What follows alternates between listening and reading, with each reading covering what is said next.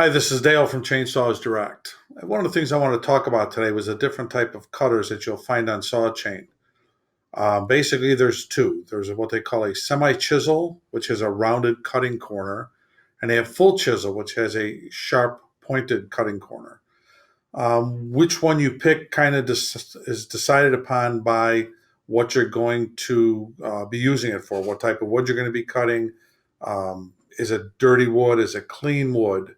Um, so the semi chisel is much more forgiving to dirt and also to any kind of hard objects you might hit with the chain because of that rounded corner. It has a lot more of the corner is doing the cutting. Whereas on a full chisel chain, you have that one little point. And if that point should become rounded off with dirt or come in contact with something hard and chip off, the chain's going to cut nowhere as good as it did right out of the box.